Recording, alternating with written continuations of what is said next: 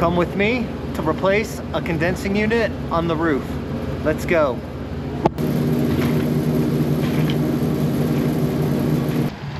This is the unit we're replacing today. It has a seized up compressor that keeps blowing the breaker. It's not a direct short to ground. We did an acid test and the acid test came back good, meaning no acid. We need to remove the power from the unit first and start recovering the old refrigerant. But before we do that, wait, that's how that works? we're going to close these off, these service valves. And the reason I'm doing that, it's just going to speed up the recovery time, even though there's not a lot of refrigerant in this unit.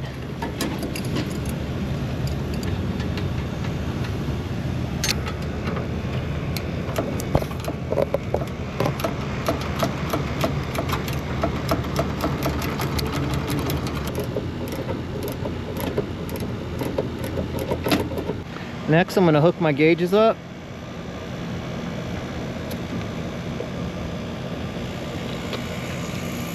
And I'm going to remove this low loss fitting. We've got our hoses hooked up. I'm going to go ahead and open and start recovering.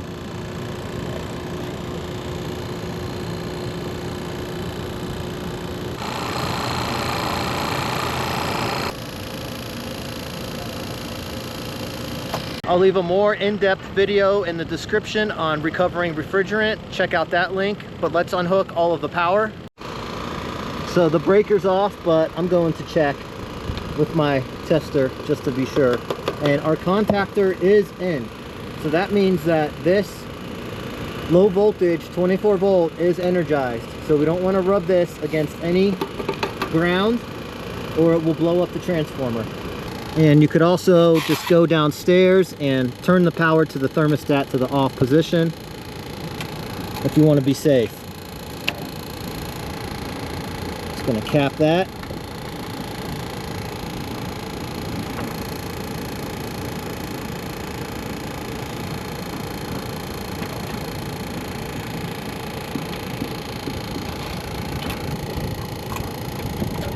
All right, the live low voltage is disconnected. Yeah. But I get it from their standpoint. Removing the high voltage. I was running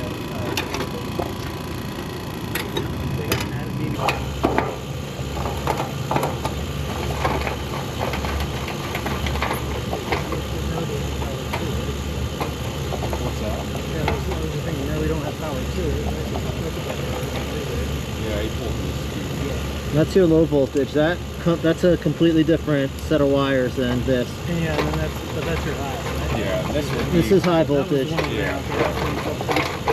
This is high voltage in apartment maintenance terms. Yeah. If you say that in front of a commercial electrician, they'll be like, you're stupid. It's not high voltage till it's 6,000 volts, which is technically true, but we're going to be making our cuts right here and here. So I'm going to clean this up real good before I cut, and also right here and here to replace the filter dryer.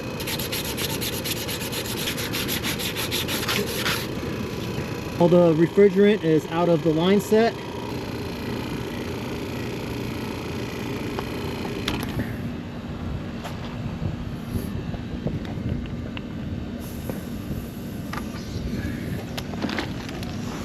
And all our valves are open.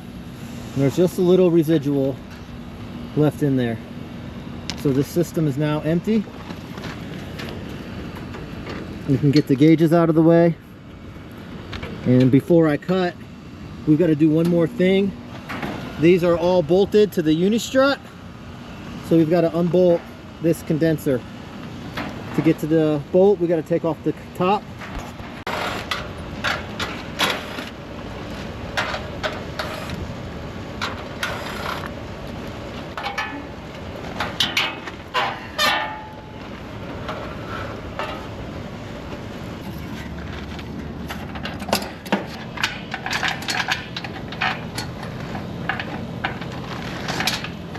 Okay, both locking nuts to the uni strut are removed.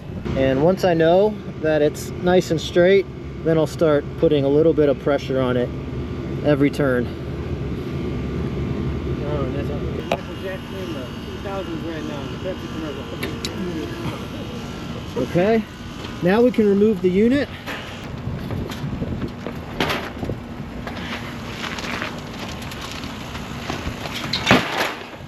Now, since we cut it out, I'm going to deburr this, and I'm going to point this down when I'm deburring it because I don't want any shavings to fall back.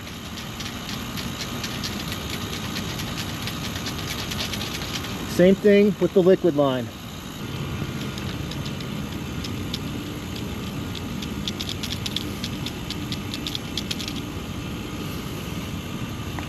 And I'm going to remove this piece of piping right here, as we will be replacing this liquid line dryer.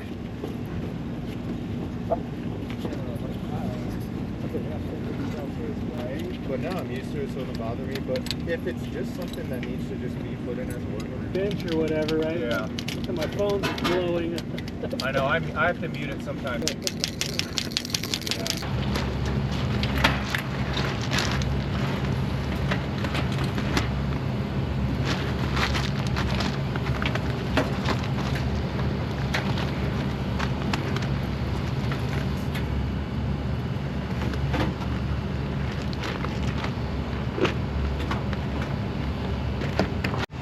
Now, before I braze this in, I want to get at least one bolt hooked up.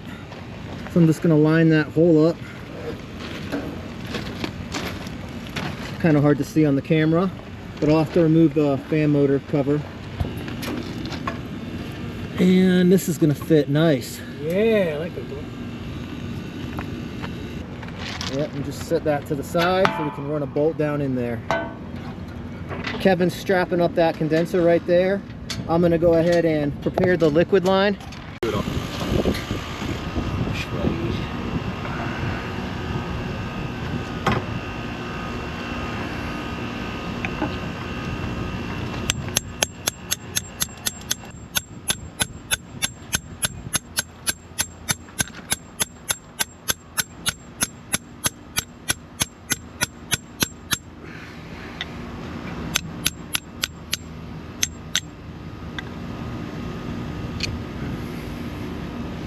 Check for cracks on your swage.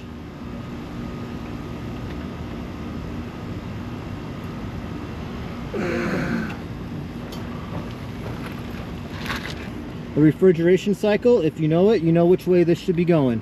Arrow should be pointing away from the condenser. If you're using a heat pump, you need a bi-flow liquid line dryer.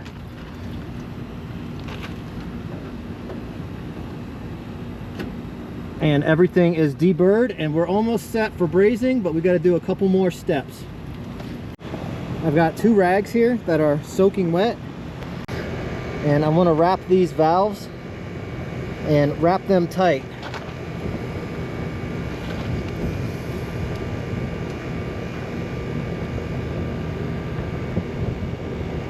I've got my valves wrapped now, but you still got to have access to these valve cores or the Schrader ports. Going to remove that. Remove that cap.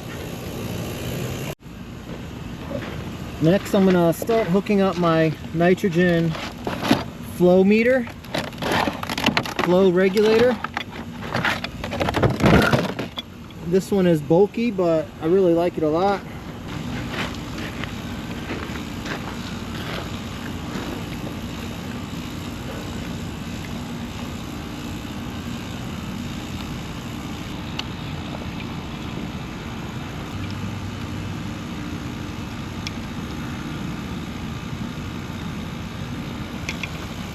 Nitrogen is ready. One more step before we can braze. And I'm going to remove both valve cores from the liquid line and the vapor line.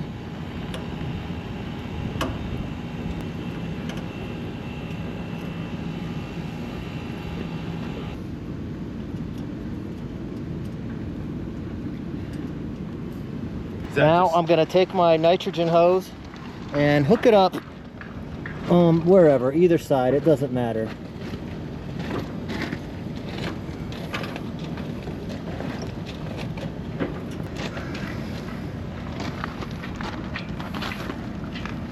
I'm going to close down on this all the way and open it up.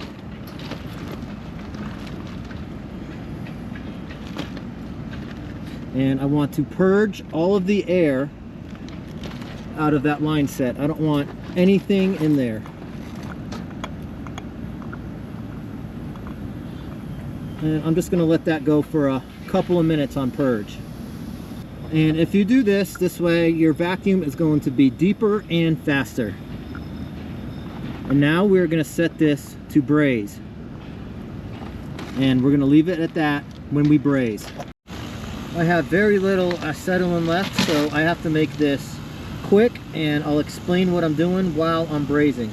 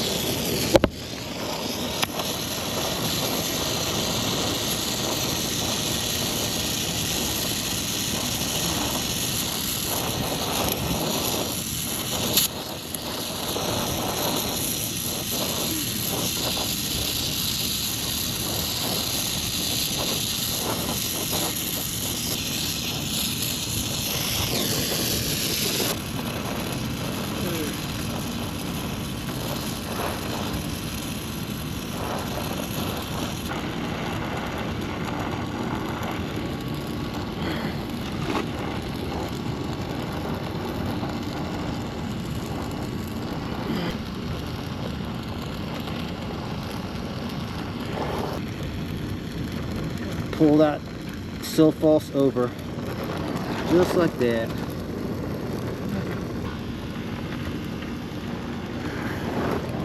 The oxy is settling, you still got it. Cool down your pipes. Oops. I think I filled that one in. Now I'm gonna go ahead and pressure test. I'm gonna plug this up.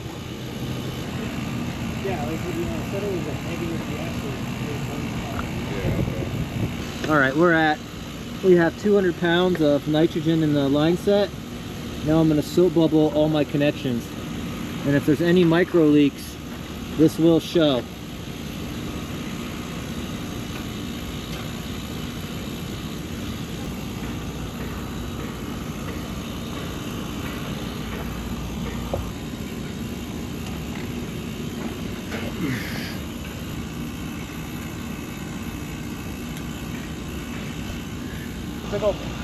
All right, we are looking good. No bubbles dancing. Those are lightning rods. Okay. Yeah, that's why they have them all. Now we can go ahead and send the nitrogen back to the atmosphere, that we're sure that there's no leaks. I have 3 valve core removal tools, and I don't need the valve core part right now because I've already removed the valve cores, and I'm going to hook these up.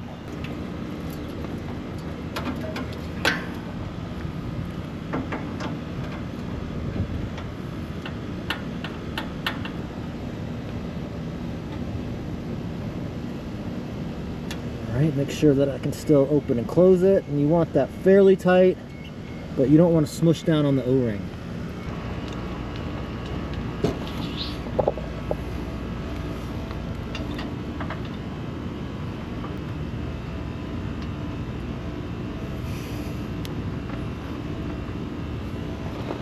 Over at the KC, it's not like that. Yeah, so they've got like gunmetal gray in a couple of the halls. Fucking. You're gonna call me in 2 years and be like, man, Dave, I should have never talked shit about Trump. You were right about everything. Yeah, I'll talk shit about him until the day I die. president we have. Just we're not a And then this third tool we're putting on for the micron gauge.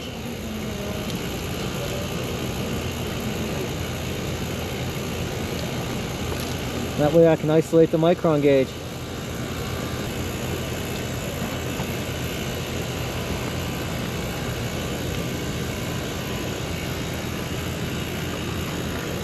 Just like that. All right, now we're gonna start vacuum. We're gonna start with an open ballast.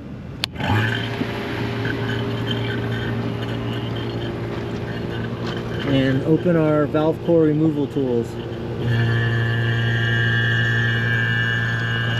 You can reach it. And then we're gonna check our micron gauge. And then once this gets down to 3,000 microns, we can go ahead and close the gas ballast.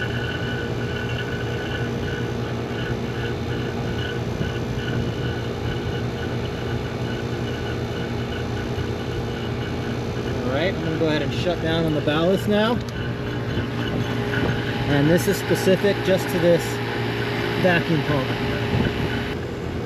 As we're vacuuming down, go ahead and get any air pockets out of the valve core removal tool by opening and closing.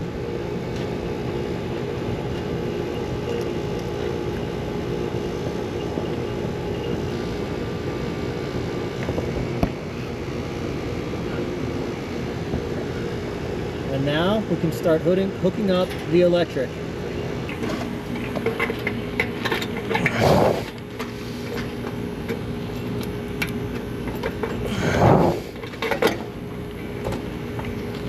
See.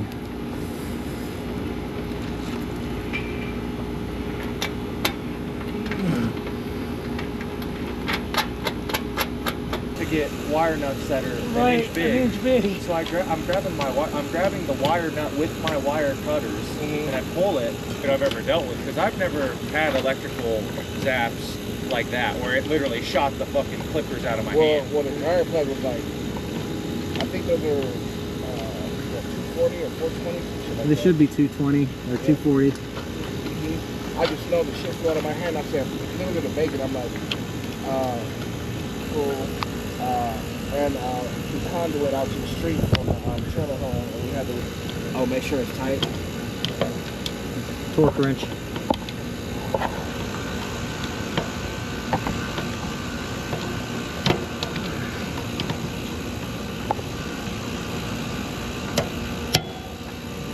Is there lack of power up there? Or? Yeah, you're spoiled here. This is like an AC person's dream because there's power everywhere. There's a power. At home, I've got some really good fucking cameras I use, but I don't bring my cameras into work anymore. The DSLR to set up. I've done it before. Yeah, but I mean, these now, fucking efficient. Yeah, I like looking at the dudes with the GoPro, and they're gonna top them out on Crashes from Oh, mountain you see bikes. some? Yeah. Yeah, that's why I don't get into it, man. I've seen some people fucking somehow falls onto it and like rides the other dude's bike down. It's weird. Yeah, I've seen that one too. Kind of He's all crazy situation. Yeah. All right, do you guys see that? Yeah, What happened when I connected those two wires? I did not. I heard a noise. The contactor went in. Yep. I heard that. The click. Okay, Okay. that's what I heard. So now we can put down to 270 microns. Now I'm going to go ahead and isolate and do a decay test. Turn this valve off and this valve, and we're going to wait for 10 minutes and check and see how much it rised. It's been about 10 minutes and that's as far as we have risen. We're still well under 500 microns, which is more than enough. Just raised 1 micron there.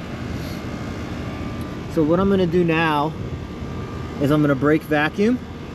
So this valve, these are both off, and I don't want to send refrigerant through my micron gauge, so I valve it off. That's what the extra valve core removal tool is for.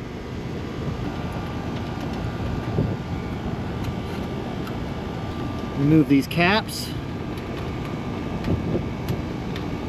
Man, they're about to outlaw that too. Now we are going to brake vacuum. It really doesn't matter which valve you open first. I would do whatever valve. If you're trying to decide whether to open the liquid line first or the suction line, do whatever the install manual says. It does not really even matter. And I'm using this to brake the suction valve instead of the ratchet. I'll use the ratchet once I got it going. And it's just, I've stripped too many of these out using that ratchet.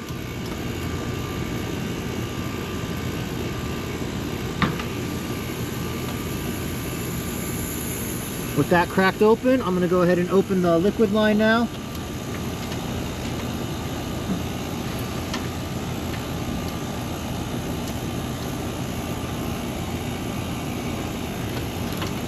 And I'm going to open that all the way to the top, but not tight to the top. And then I'll finish opening my vapor line with the service tool ratchet.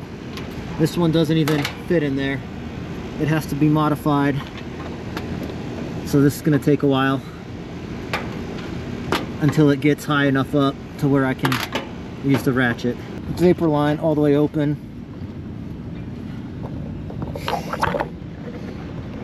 Come on, you son of a bitch. These hoses can be removed. We have to insert the valve cores still. So don't think you're out of the woods yet.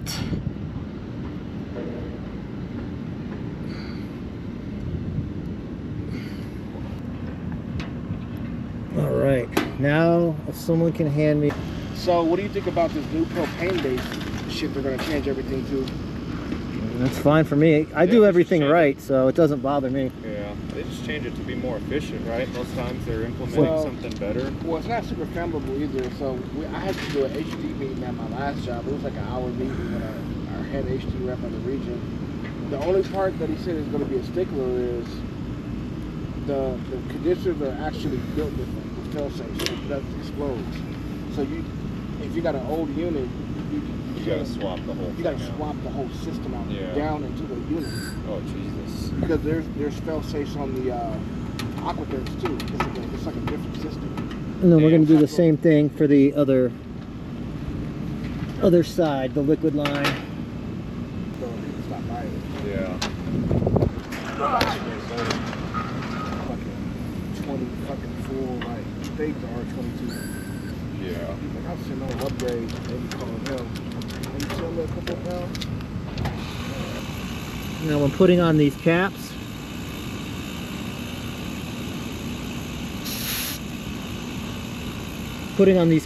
just hit it up with a little refrigerant oil or vacuum pump oil. And you want them a little bit past hand tight. They're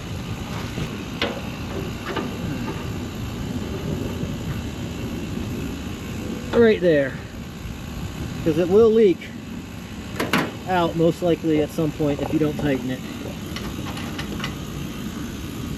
Now it's time we can reapply power and see how much refrigerant we have to add. All right, we are running. Now before I make any refrigerant adjustments, I'm going to let this run for about 5 minutes. We are, what unit is this? 910. This unit is 7 floors away from the air handler, and the unit comes pre-charged with enough refrigerant to accommodate a 15-foot line set. So we will have to add refrigerant. We have the gauges hooked up, our clamps hooked up, and then go ahead and crack open the tank, and then flip her upside down. And we're going to purge any air out of the line.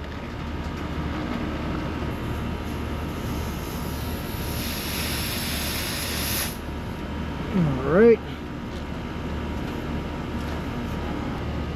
Alright, our subcooling is at 6, our superheat is at 48, and our suction is low. So we do need to add maybe about a pound or two of refrigerant. And there's also line set charts that you could use to guesstimate and weigh in the refrigerant. And when you do this, it's just short spurts. And then wait a couple seconds, wait about 30 seconds for it to cycle through since we have so many floors. As we add refrigerant, our subcooling should rise and our superheat should drop. Spray bottle? We're actually right at 70 degrees outside, and this charging chart says to charge by subcooling, it has to be at least 70 out. So we're right on there. So we're gonna try and get this as close as possible. We've added about 2 pounds, and we've got a 20 superheat with 12 subcooling. I'm gonna call this good right now. We can come back later and adjust when it's hotter outside and there's more of a heat load, but I'm pretty happy with that right now. Our compressor amps are looking good at 4.4. This is actually total amps, including the fan. We've got our caps on, everything is buttoned up, and we are cooling. Everything is done. Thank you so much for watching. My name's Dave. See you on the next one.